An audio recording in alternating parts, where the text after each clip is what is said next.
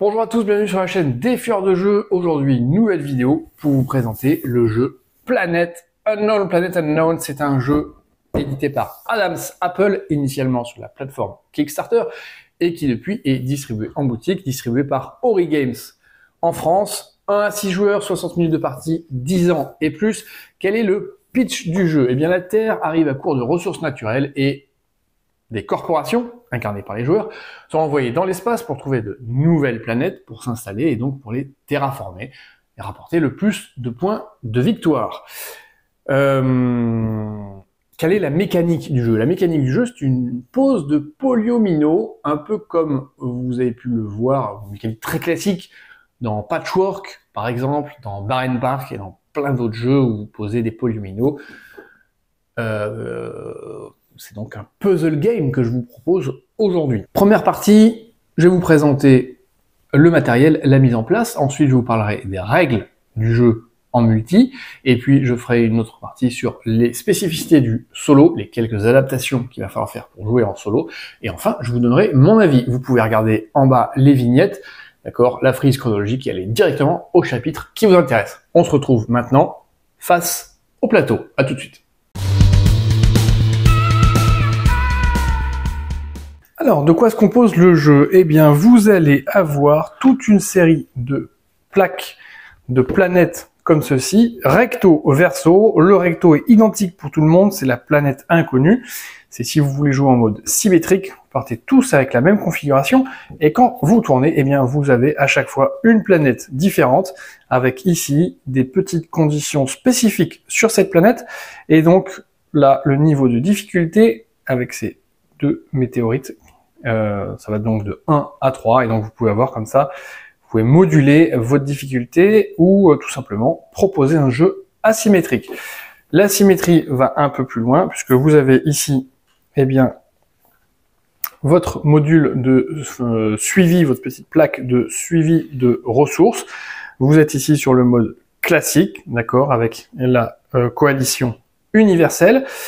Et si vous le retournez, eh bien, vous avez ici les fameuses corporations, corporation République, et vous en avez tout un tas d'autres qui, eh bien, ici, vous donnent des pouvoirs particuliers, des spécificités, qui fait que, eh bien, à chaque fois, vous allez jouer une partie différente. Encore une fois, ici, le niveau de difficulté, donc ici, 2 météorites, pour cette corporation. De base, c'est un 1, et la planète de base, la planète standard est un également.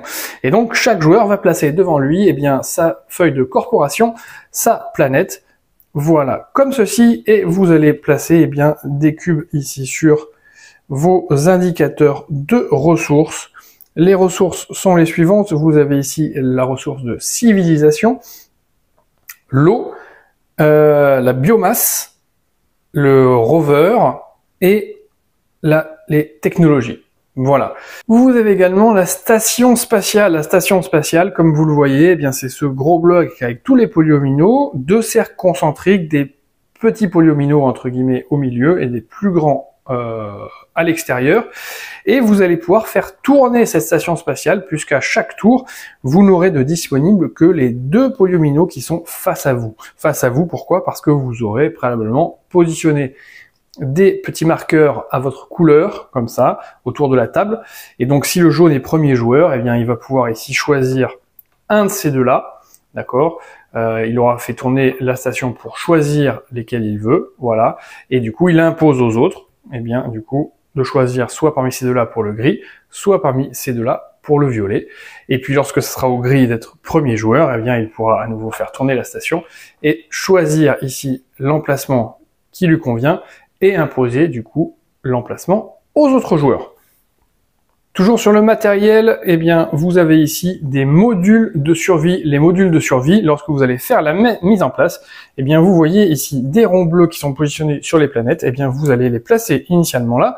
Ce sont des modules qu'il va vous falloir récupérer pour marquer des points, puisque là, sur votre corporation, vous avez 6 emplacements pour les modules de survie.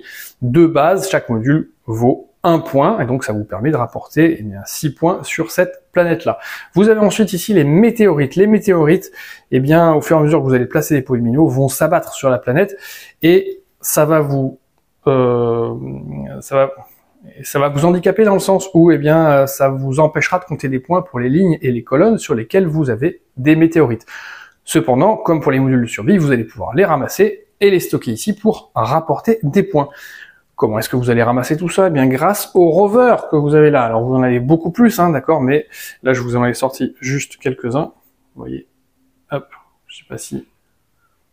Tac, voilà. Petit rover en 3D, magnifique, que vous avez là, et vous avez sur votre corporation le nombre de rovers disponibles. Par exemple, sur la corporation universelle standard, eh bien, vous avez 2 rovers de disponibles au début, donc enfin que vous pourrez utiliser, donc vous allez pouvoir placer ici vos 2 rovers. Ensuite, ici, vous avez les objectifs, pile de cartes objectifs.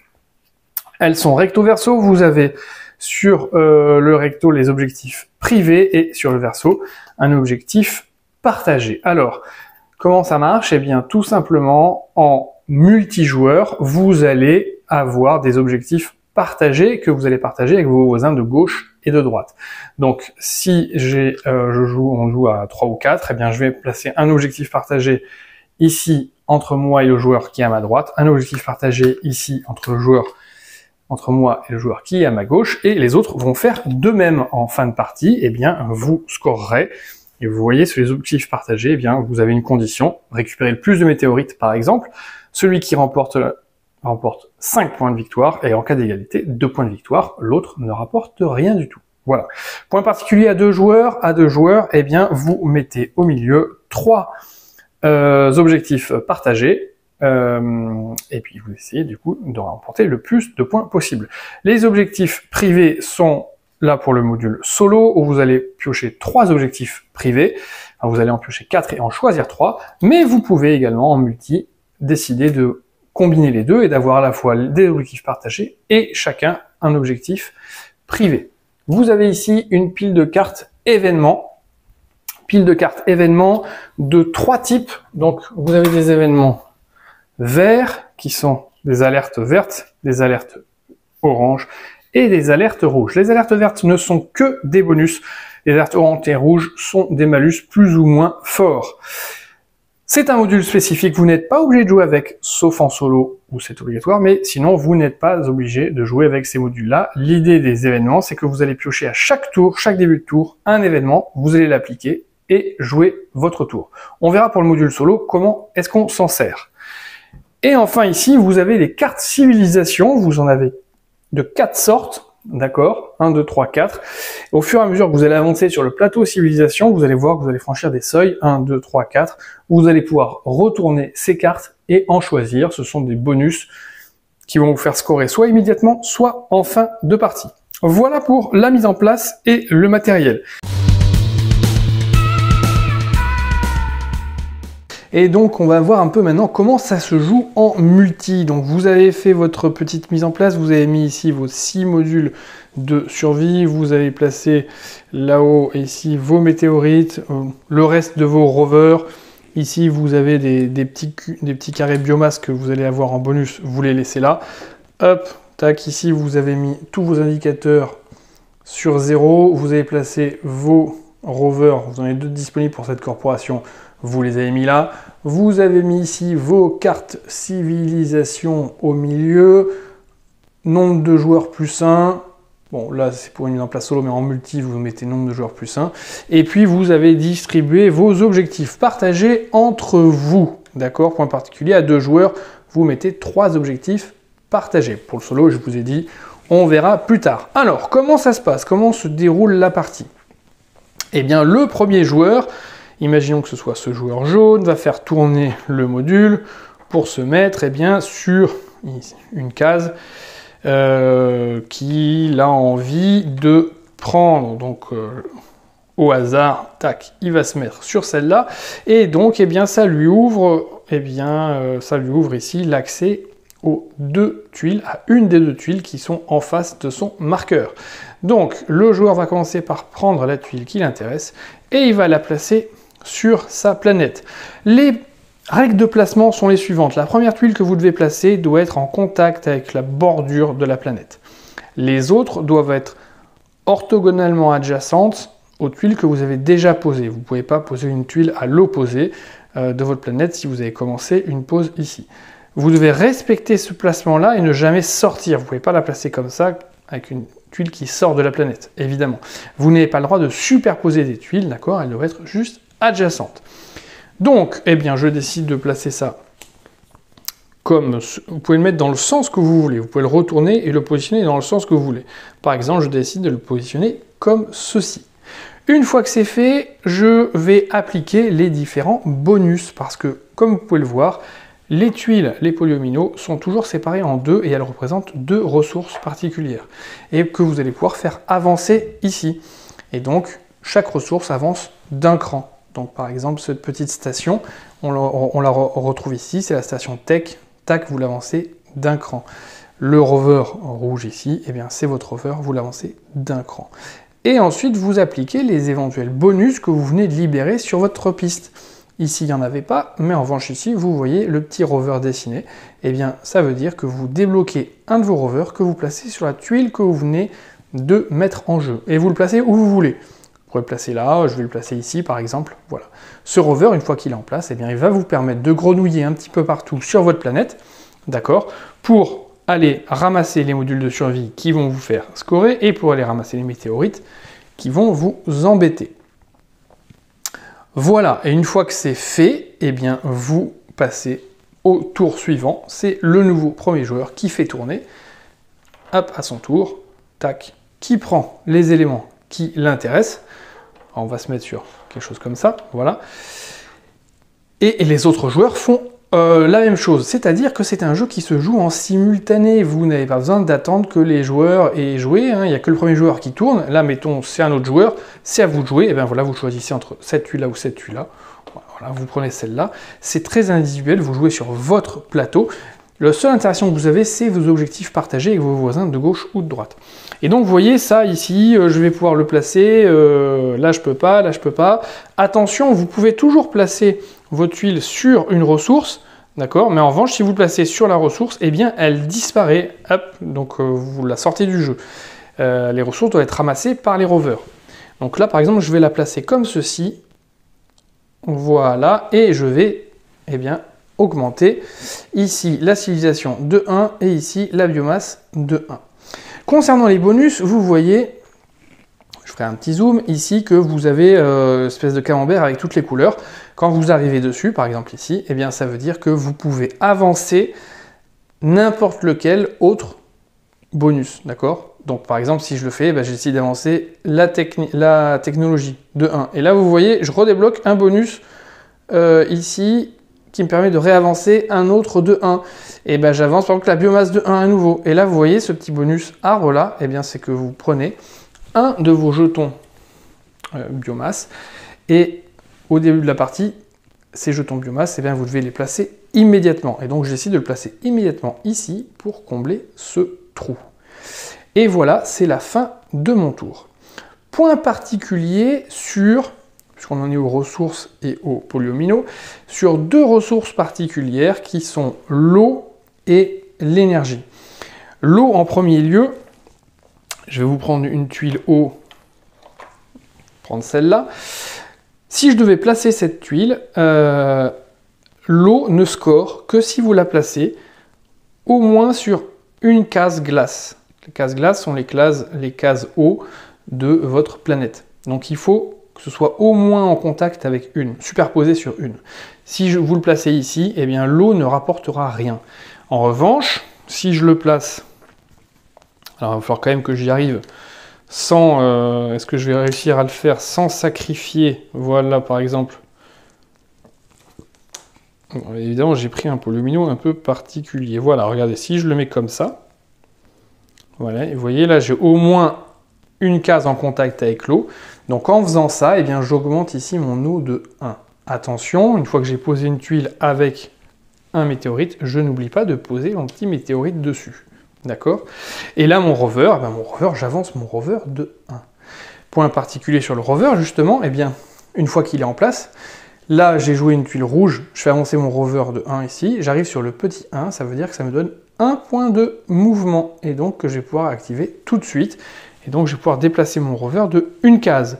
Donc, soit vers la droite et je ramasse le module de survie que je place là, soit vers la gauche, en l'occurrence je vais aller vers la gauche, hop, et je ramasse le météorite que je place ici dans le stock de météorites. Donc voilà pour l'eau. L'eau, vous devez vous placer sur une case eau si vous voulez scorer. Sinon, vous pouvez le placer n'importe où, mais vous n'avancerez pas votre cube eau. Autre point particulier, c'est la technologie. Technologie, c'est ces panneaux solaires. Vous voyez ici que c'est la seule ressource qui n'est pas décrite là. Et donc la technologie, eh bien, vous allez la placer, par exemple, comme ceci. Hop. Voilà. J'oublie pas de mettre mon petit météorite. L'eau, j'avance mon eau. Et eh bien, la technologie, eh bien, vous allez faire avancer une ressource adjacente à cet élément technologie.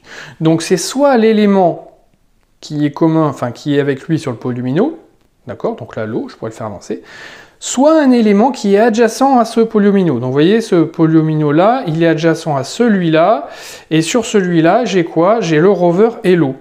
Donc je pourrais faire avancer l'eau ici, ou ici, ou le rover. Donc je peux décider de dire, tiens, je fais avancer mon rover finalement. Ah bah non, là regardez, j'ai pas intérêt. Si je fais avancer l'eau, je gagne un bonus. Donc je vais faire avancer l'eau, qui va me faire gagner un bonus, ou je refais avancer quelque chose, et là je fais avancer le rover. En revanche, quand on avance le cube rover ici, si c'est pas un pôle lumineux rover qu'on a joué, on ne fait pas le déplacement, on fait que avancer, d'accord? Pour déplacer le rover, il faut avoir joué une tuile rover. Voilà. Donc là, on a vu finalement la pose de tuiles, on a vu les cas particuliers de l'eau qui ne score que s'il est sur la glace, le cas particulier du rover où vous allez les débloquer ici et là pour les positionner sur la tuile que vous allez mettre en place, et où vous allez les déplacer du nombre de cases, ça va jusqu'à 4, d'accord, que vous pouvez répartir. Quand vous avez les deux rovers en jeu, d'accord, vous pouvez vous dire, si vous avez 4 déplacements, 3 pour lui, 1 pour lui, il n'y a pas de souci. Attention, la pose de tuile, si vous la posez sur un module de survie, il disparaît. Sur un rover, parce que votre rover peut très bien être ici, si vous posez une tuile sur votre rover, eh bien il est détruit, il disparaît. On continue ici sur les bonus, on va regarder la piste civilisation. La piste civilisation, vous allez avoir ici 1, 2, 3, 4 paliers qui vont vous faire découvrir ici vos cartes civilisation. Je vous rappelle, une carte de plus que le nombre de joueurs, donc si vous êtes à 3 joueurs, vous mettez 4 cartes. Le premier qui arrive ici, va prendre les 4 cartes là, va les regarder. Il va en choisir une, donc ça c'est des bonus, hein. Donc là par exemple ici, c'est un bonus immédiat, gagner 4 déplacements de rover, bon ça peut être intéressant. Et ici, vous prenez une tuile du module que vous placez, mais vous ne faites pas avancer les bonus. Mais ça vous remplit un peu votre planète. Donc vous choisissez une carte que vous appliquez. Là, c'est 2 effets immédiats, mais vous pouvez avoir des effets de scoring en fin de partie. Et vous remettez les autres face cachée pour les autres joueurs. Hop. Donc voilà ici pour le module civilisation avec ces cartes civilisation. Le module eau, rien de particulier sur le module eau, si ce n'est que vous voyez les paniers de score 1, 2, 3, 4, 5, 7 et 10. C'est la ressource qui va vous faire scorer le plus, mais qui est éventuellement la plus difficile parce qu'elle est plus restrictive. Voilà. Ensuite, ici, vous avez la biomasse. La biomasse, vous avez vu les petites cases arbres. À chaque fois, vous récupérez ici un jeton biomasse que vous placez directement sur votre plateau. Le rover, point particulier, cette casa et cette casa qui vous débloquent vos 2 rovers. Un petit bonus, et puis c'est tout. Et enfin, la technologie, là, vous avez encore niveau 1, niveau 2, niveau 3, niveau 4. Vos 4 niveaux de technologie sont ici, c'est des bonus que vous débloquez. Voilà, ils sont ici. Donc par exemple, dès que vous arrivez ici au niveau 1, c'est vous pouvez ignorer la restriction d'adjacence lors du placement de vos tuiles. Donc une fois que vous êtes arrivé ici, ça y est, vous êtes libéré de l'adjacence. Vous pouvez désormais décider de placer une tuile à l'autre bout ou ici. Ça vous donne beaucoup plus de liberté. Le niveau 2 va vous permettre de stocker vos tuiles biomasse que vous allez récolter, de les stocker pour les placer en fin de partie, ce qui est très utile parce que c'est souvent en fin de partie où vous avez des trous à boucher. Si vous arrivez jusqu'au niveau 3, vous ajoutez plus 1 à vos bonus de déplacement. C'est-à-dire que si vous êtes sur cette case-là 3, en réalité vous comptez 4 déplacements. Et enfin, si vous arrivez ici au niveau 4, Et un niveau 4, c'est lorsque vous placez un cube eau sur une tuile glace, eh bien vous avancez de 2 échelons votre bonus eau. Donc ce qui va vous permettre justement d'aller jusqu'au bout. Et enfin le niveau 5 en haut, eh bien c'est un bouclier planétaire. On n'a plus besoin de placer 2 jetons météorites quand on place un polymino avec des météorites dessus. Voilà, donc là on a fait le tour de ces éléments-là. Il me reste à vous parler de la fin de partie. Comment se déroule la fin de partie? La fin de partie, c'est si un joueur a le choix entre 2 polyomino, mais qu'il ne peut en placer aucun, parce qu'il n'a pas la place de le faire. Alors il va en prendre un, il va faire avancer les ressources correspondantes, il ne va pas le placer parce qu'il ne peut pas. On finit le tour et la partie est terminée. Deuxième condition de fin de partie, c'est si il y a déjà une pile vide, et que il prend la dernière de la deuxième pile, donc c'est-à-dire qu'on a ici un secteur complètement vide. Alors pareil, on finit le tour de jeu et on compte les points. Justement, concernant le scoring, comment ça se passe? Vous avez une petite aide au scoring ici. Alors, vous allez d'abord scorer les planètes. Scorer vos planètes, et bien vous allez regarder toutes les colonnes, et vous allez regarder les colonnes qui sont pleines, sans météorites, et vous allez compter les points, donc 1, 1, 1, 2, 2, 3, 3, 2, 2, 1, 1, 1. Et pareil pour les lignes, 1, 1, 1, 2, 2, 3, 3, 2, 2, 1, 1, 1. Et voilà, vous faites ce compte ligne-colonne de toutes vos lignes et colonnes pleines sans météorites. Et vous faites le score. Ensuite, vous avez la piste ressources. Les pistes ressources, vous voyez qu'ici, il y a des points qui vous sont attribués avec des petites pièces. Et vous regardez le dernier palier que vous avez dépassé. Si par exemple, vous êtes arrêté ici sur votre cube biomasse, vous êtes juste avant le 2, mais du coup, vous rapportera que 1 point. Si vous arrivez jusqu'en haut, ça vous fera 5 points. Donc le maximum, c'est 5, 10, 5, 5, 5. Voilà. Une fois que c'est fait, vous regardez vos modules de survie. Les modules de survie, ils sont ici, et vous voyez que ça vous rapporte 1 point chacun. Il y en a 6. Ça peut vous rapporter 6 points au maximum. Vos météorites, ils sont stockés là, et vous voyez que c'est 1 point par 3 météorites. Donc, plus vous avez de météorites, plus ça vous rapporte 2 points. Les cartes civilisation, c'est les cartes qui sont ici. Je vous ai dit qu'il y avait des bonus immédiats, mais il peut y avoir des bonus de fin de partie. Par exemple, j'en prends un au hasard, celui-là, par exemple. Parce que voilà, cumuler des cartes collectionneurs de météorites pour augmenter la valeur de vos météorites. Cumuler les cartes, c'est éventuellement essayer de ravoir une carte comme celle-là sur le niveau 2, le niveau 3 ou le niveau 4. D'accord? Donc par exemple ici, si vous avez qu'une seule carte, ici, eh bien vos 3 météorites, elles vont vous rapporter 2 points au lieu de 1. Si en revanche vous arrivez à avoir 2 cartes comme celle-là, vos 3 météorites vous rapporteront 3 points. Et si vous arrivez à avoir les 4 cartes, eh bien 3 météorites vous rapporteront 5 points. Voilà, tout simplement. Donc ça, c'est pour les bonus carte civilisation. Et enfin, les objectifs. Donc les objectifs, les objectifs partagés avec vos voisins de gauche et de droite, ou éventuellement vos objectifs privés, parce que vous pouvez choisir de mettre des objectifs privés, même en multi. Voilà pour la partie multi. Maintenant, je vais vous parler un petit peu du solo. Pour le solo, la mise en place est identique. Vous allez mettre en place votre planète avec vos modules de survie, vous allez mettre vos indicateurs ici, vous allez positionner vos rovers. Comme vous jouez seul, vous avez en mise en place initiale 2 cartes de chaque module civilisation, d'accord? Et là, en revanche, pour les objectifs, vous allez prendre ici 4 cartes objectifs, 1, 2, 3, 4, et vous allez en choisir 3 pour cette partie. Et donc vous regardez ici les objectifs du côté objectif privé. Donc par exemple ici, récupérer 9 météorites au plus, d'accord, ça vous rapportera 5 points. Celle-là, je la mets du côté privé, c'est créer une zone de terrain civilisation, donc le terrain noir, de 2 x 5, voilà, donc il faut que j'arrive à faire ça, parfait. Ici c'est quoi? C'est avoir son cube au maximum de la piste haut, ce qui est déjà bien, ça fait 10 points, mais là si je valide ça, ça me fait 5 points de plus, donc ça c'est intéressant. Et enfin celui-là, finir la partie en ayant recouvert toutes les cases terre de votre planète. Les cases terre, c'est-à-dire pas les cases où il y a de l'eau. d'accord? Les cases où il y a de l'eau peuvent rester, peu importe, mais les cases terre, si elles sont toutes recouvertes, ça me fait 5 points. C'est assez compliqué à faire, je ne vais pas le prendre, et donc voilà, j'en choisis 3 parmi les 4 que j'ai pioché initialement, et que je place ici. Voilà. Donc, pour le dérouler, eh bien, on va jouer avec le module événement, le fameux module événement que je vous ai présenté les cartes lors du matériel, où vous avez des événements verts très positifs, orange et rouge qui le sont beaucoup moins. Vous allez jouer avec 20 cartes événements et le seuil de score que vous devez atteindre dépend du type de carte que vous avez mise. Alors je vous mets ici le petit tableau, voilà. De base, il faut atteindre 60 médailles, c'est l'objectif, 60 médailles. C'est l'objectif de base.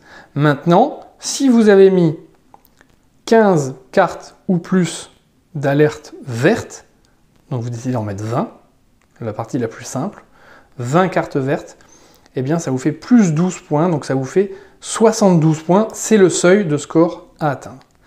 Si en revanche vous mettez 15 cartes vertes et 5 cartes oranges, vous voyez 15 cartes vertes, je suis à plus 12, et 5 cartes oranges, je suis à moins 1, donc je suis à plus 11, donc je suis à 71, d'accord?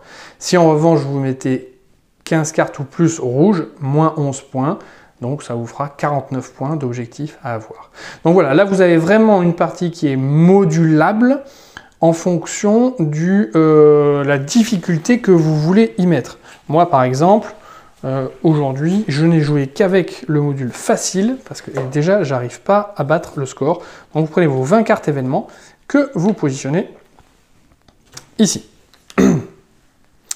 Voilà. Et comment se déroule la partie? Eh bien, en 20 tours. Alors, elle peut s'arrêter avant, évidemment, si, comme dans le multi, vous n'arrivez pas à placer vos tuiles. Donc, vous commencez toujours par tirer un événement et l'appliquer. Je tire un événement, je l'applique. Ici, par exemple, l'événement est avancer le cube eau ou civilisation de un échelon. Je vais décider d'avancer le cube eau de un échelon. Je vous rappelle que c'est un de mes objectifs. Hein. Donc, j'avance le cube eau d'un échelon. Voilà. Une fois que c'est fait, eh ben, je reprends le cours normal de ma partie. Je me suis mis au départ au hasard sur un secteur. Et chaque tour, on va tourner d'un secteur. C'est tout. Donc là, je sais que je vais prendre un de ces deux-là. Je sais qu'au tour prochain, je prendrai un de ces deux-là. Au tour prochain, un de ces deux-là. Au tour prochain, un de ces deux-là. Donc, c'est-à-dire que... donc là, mettons que je m'étais mis, hop, tac, ici, en initial. Mais ça veut dire que vous pouvez anticiper sur 1, 2, 3, 4, 5. Vous pouvez anticiper sur 5 tours les tuiles qui vont tomber en fonction de ce qui peut vous intéresser. Donc, moi, ici, bon, je vais décider de prendre ça. Peu importe. D'accord. J'aime bien commencer en bas, mais ça, c'est pas forcément la tuile la plus intéressante pour commencer en bas. Hein. Vous pouvez, on le voit bien. Non, j'ai un peu handicapé avec d'ailleurs. Voilà. Hop, je vais mettre comme ceci. À l'identique du multi, eh bien, vous appliquez vos bonus. Donc ici, biomasse, j'avance de 1. Et puis ici, civilisation, j'avance de 1. J'ai pas de météorite, donc tout va bien. Je continue. Et vous continuez comme ça jusqu'à la fin de partie, c'est-à-dire que là, bah, vous repiochez une carte et on y va. Du mal à faire le focus. Avancez le cube rover au biomasse de un échelon. Et donc, ben, on va avancer le cube rover de un échelon. Hop, ici. Ouais, décidément. Il a du mal à... Voilà, j'avance le cube rover de un échelon. Et ben, vous voyez que j'arrive sur le cube rover. Donc, je peux prendre un rover. Et ça veut dire que je le place sur la prochaine tuile que je vais placer. Et donc, on place les tuiles comment? Eh bien, on se déplace d'un cran. Et eh bien, je prends une des deux tuiles qui me sont disponibles, que je place. Je ne suis pas obligé de prendre celle où il y a le rover. Hein. Le rover, je l'ai débloqué. Je vais la poser sur la prochaine tuile. Je peux même décider de prendre celle-là. Regardez, parce que ça peut être intéressant pour moi en réalité. Hop, pourquoi? Bah, parce que ce tuile-là, je la place. Je mets mon météorite dessus, j'applique mes bonus, je monte la civilisation de 1, et ici, la biomasse de 1. Ah, j'ai un bonus ici, donc je peux augmenter encore de 1. Tiens, la civilisation, ça va me débloquer encore un bonus. Et ça, je le place où? Je le place où? Je le place ici. Et ça, je le ramasse directement. Et vous voyez qu'ici, Hop, je suis arrivé sur le niveau 1 de civilisation, donc je peux prendre mes cartes civilisation. J'en avais 2, j'en choisis une et je défausse l'autre, puisqu'après on part directement au niveau 2. Et là j'ai quoi? Je prends une tuile du dépôt, soit je gagne 4 en déplacement de rover. Oh, allez tiens, je vais prendre 4 en déplacement de rover. Et ça va me faire 1, 2, 3. 4, et voilà, donc je vais faire 1, 2, 3 et 4, je vais revenir dessus. J'ai ramassé mon module de survie que je place ici. Et voilà, le tour est terminé. Et on continue comme ça, en retirant une tuile, j'applique, je tourne, je prends, je place, je prends mes bonus, etc., etc., jusqu'en fin de partie. Fin de partie, le scoring identique, lignes, colonnes qui sont pleines sans météorites, ça vous rapporte des points. Ensuite, vos modules de survie et vos météorites vous rapportent des points, vos cartes civilisation vous rapportent des points, et vos objectifs personnels vous rapportent des points. Et là, vous voyez que j'ai pris 20 cartes faciles, donc ça rajoute 12 points. Donc c'est un seuil de 72 points que je dois faire. Voilà, tout simplement, pour la présentation de Planet Unknown.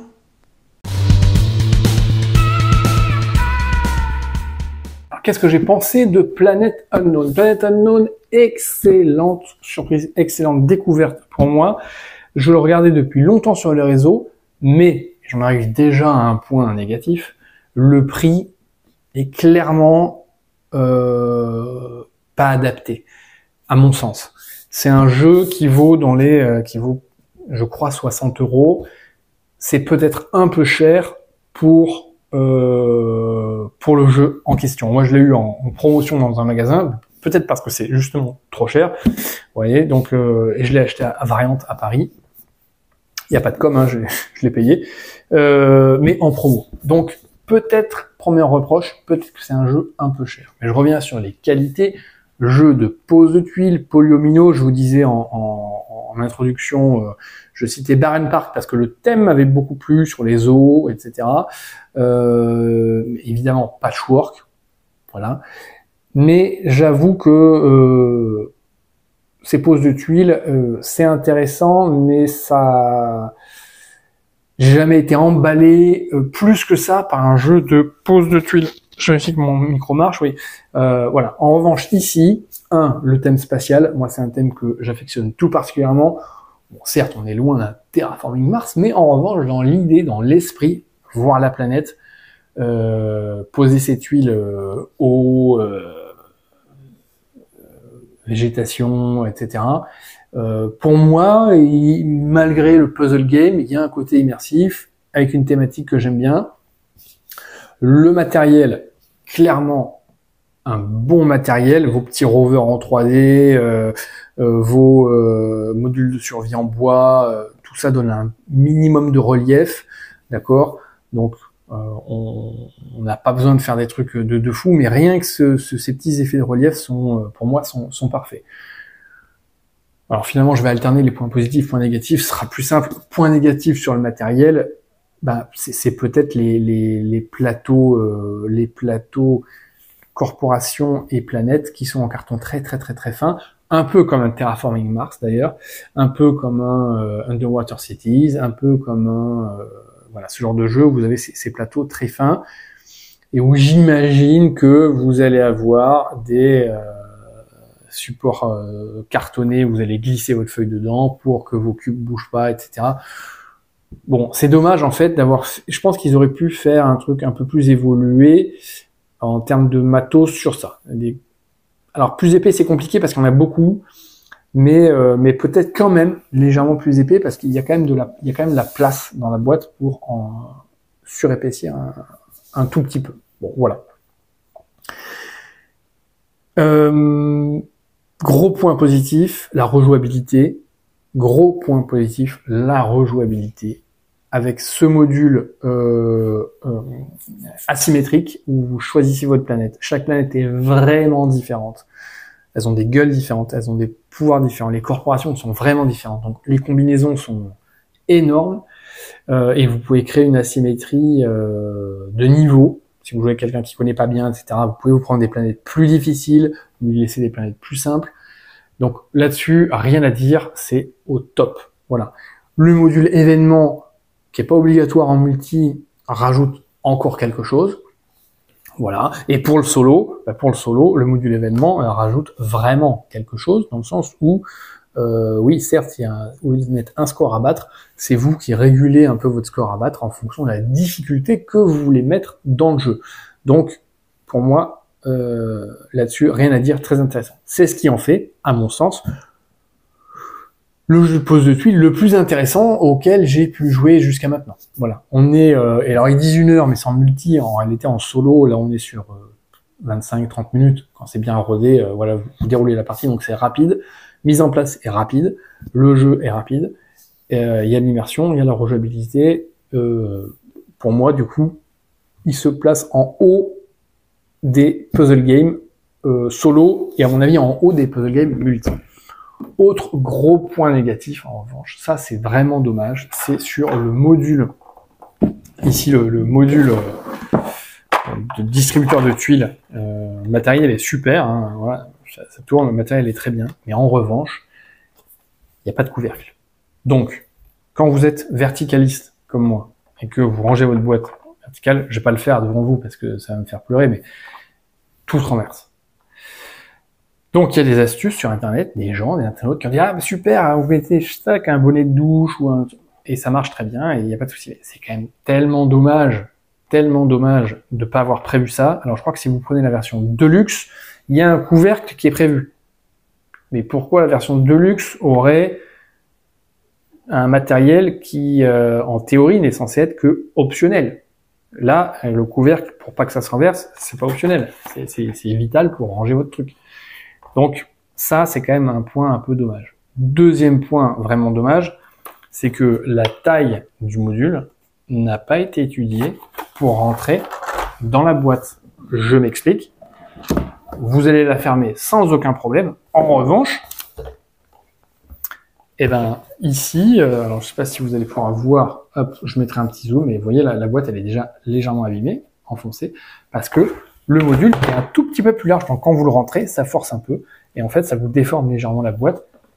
Quel dommage! On est sur un jeu de très bonne qualité, et ça n'a pas été vraiment étudié pour. Bon, bref, mis à part ces points de détail, voilà, je vous répète, c'est à mon sens un des meilleurs puzzle games. Voilà, c'était mon avis, et pas celui des autres. Clin d'œil à 2 heures de perdu, sur Planet Unknown, excellent jeu, et je vous propose maintenant, de nous retrouver pour une partie solo commentée, où je vais essayer, pour la première fois, de battre mon score, de battre le score de 72 en mode facile, que j'ai encore jamais réussi à faire. Allez, ciao, bon jeu à tous.